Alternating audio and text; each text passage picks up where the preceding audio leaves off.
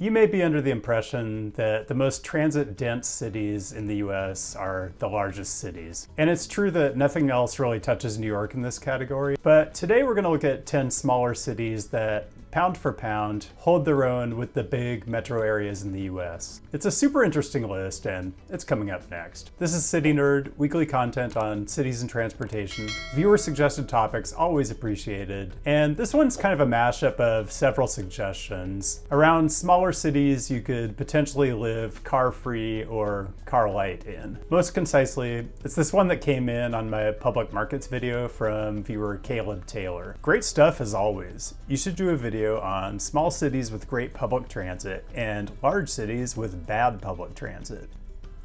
I'll come back to the bad transit idea later, but after dealing with Strodes last week, I just really need some positivity in my life. And you know what?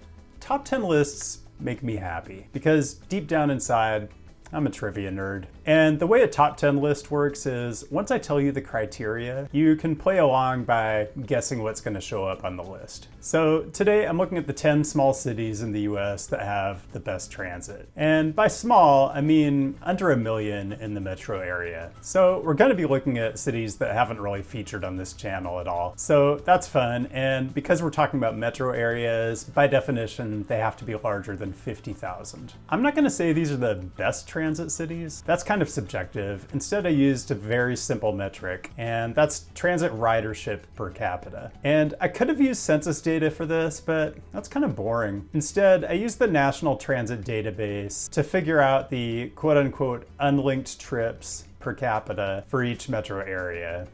If you're not familiar with the NTD terminology, unlinked trips means each individual ride, regardless of whether it was multiple transfers on a single trip. So that's the metric, unlinked trips per capita. And it turns out there are exactly 10 metro areas under 1 million population that have 50 or more unlinked trips per capita in a year. Now, when we get to the end of the list, I'll show you how the metro areas above 1 million compare, and I think it's going to be kind of a surprise. A couple notes on data before we get started. I'm using Urbanized Area, which is what's included in the NTD data set.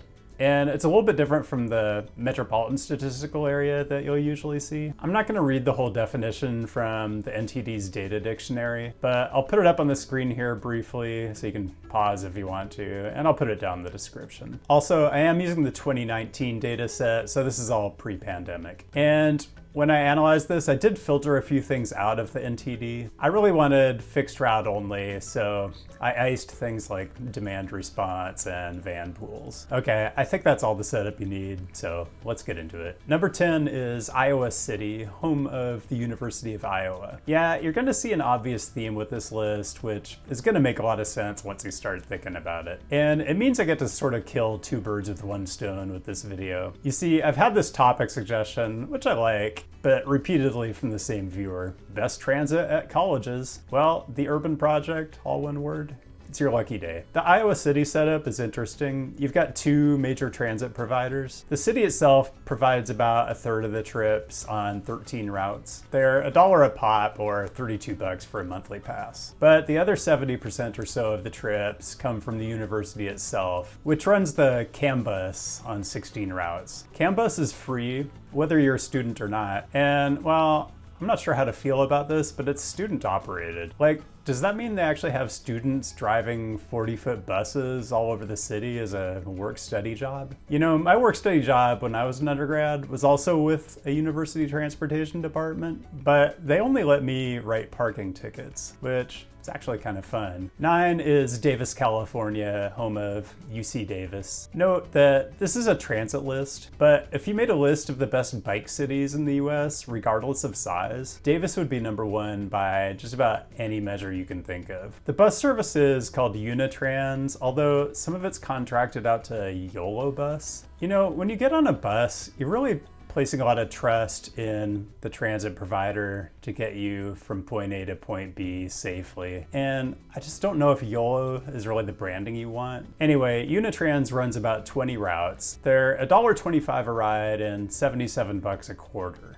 So the transit service is good and inexpensive, and Davis is on the Capitol Corridor, so it's got really good access to both Sacramento and the Bay Area. Number 8 is Blacksburg, Virginia, home of the Hokies of Virginia Tech. The transit agency is Town of Blacksburg. It runs 19 routes, the service levels are pretty good, and check out the fares. Under normal conditions, the fares are crazy cheap. 50 cents a ride or $8 for a monthly pass. But right now, due to the pandemic, they made the whole system free. It's not super close to bigger metro areas the way Davis is, but for some people, that's what you're looking for. Number 7 is Athens, Georgia, home of your reigning college football champs, the University of Georgia Bulldogs. The University of Georgia Transit Service itself provides over 80% of the transit trips in Athens, with a fare price of 0 and 12 routes. The UGA bus, or is it the UGA bus, claims to be the highest ridership university transit service in the US, and I haven't been able to detect lies yet. The balance of the transit trips are provided by Athens Clark County, which is also fareless and runs 20 routes. So Athens really is one of the great college towns on the planet, with a super walkable downtown that's right at the doorstep of the campus. Athens is kind of like Austin, Texas. If Austin had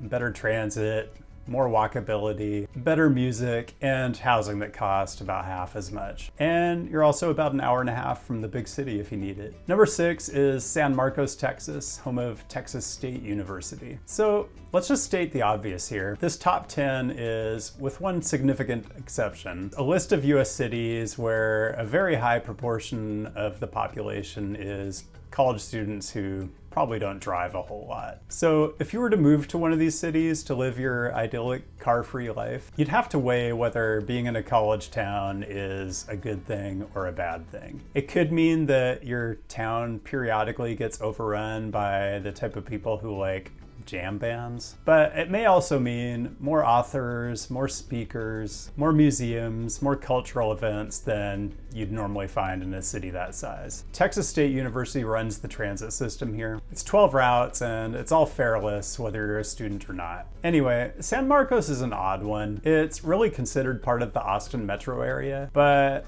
for NTD purposes, it's considered a separate urbanized area. But you are right on the corridor between Austin and San Antonio, less than an hour from either city, and maybe if you live long enough, you get a high-speed rail stop. Number 5 is State College, Pennsylvania, home of the Penn State Nittany Lions and the second largest football stadium in the hemisphere. Bus service is run by Center Area Transportation Authority, and the buses on campus are free, and then there are 23 community routes that are $2.20 a trip, $86 a month, so it is one of the pricier options on this list. State College is kind of remote. You're not particularly near the Acela corridor or Pittsburgh, or really anywhere else, so you'd have to figure out how you feel about that. Number 4 is the big outlier on this list. It's Honolulu, which is barely under 1 million people. It is home to the University of Hawaii, but Honolulu is not a college town by any stretch of the imagination. Researching this one was fun. If you go to HART, the Honolulu Authority for Rapid Transportation, you get this nice user-friendly website that tells you all about a transit service that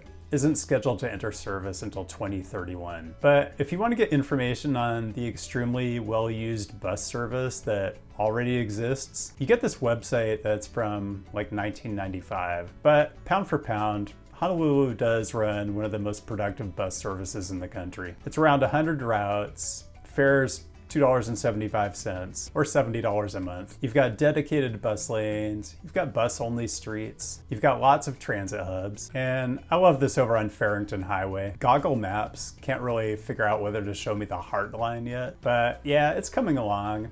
Only 9 more years.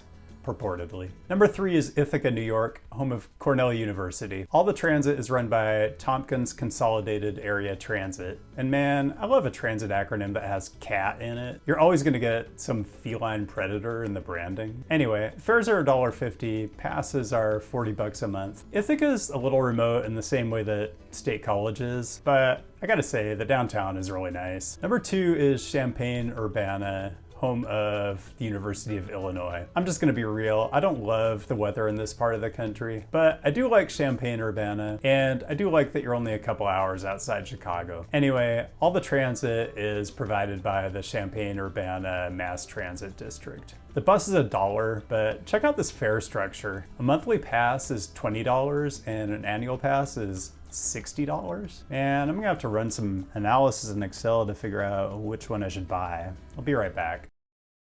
The system is 20 routes, and I don't know, I kind of love that they try to make it look like they're running the freaking Paris Metro. It is a great network though, and you've got a big transit hub at Illinois Terminal, which is also an intercity bus station and an Amtrak station where you can catch the Illini, the Saluki, or the City of New Orleans. Okay, while you're scratching your head over what number one could possibly be, quick reminder to give this video a like if you find it likable, and checking on the subscriber count. This channel now has enough subscribers to fill Staples Center. No, I'm not gonna call it whatever they're trying to call it now. Anyway, if you're so inclined, subscribe to the channel and we'll see which venue we can fill next week. I don't have honorable mentions. Your metro area either had 50 transit trips per capita in 2019 or it didn't. But I will now slot in all the metro areas over 1 million that met this criteria. And those are Portland,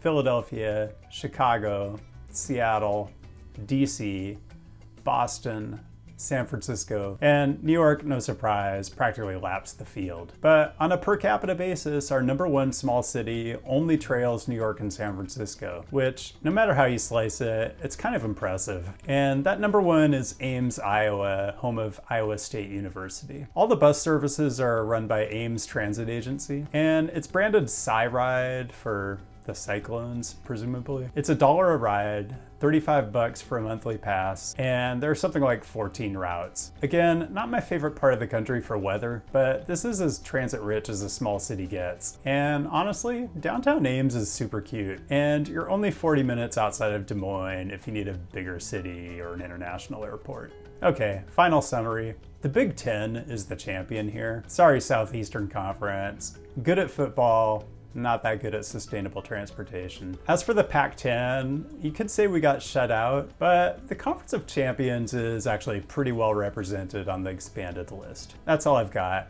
Let me know down in the comments if there's a city you think should have made the list. Keep the great topic suggestions coming, and I'll be back with a new installment next week. I'll see you then.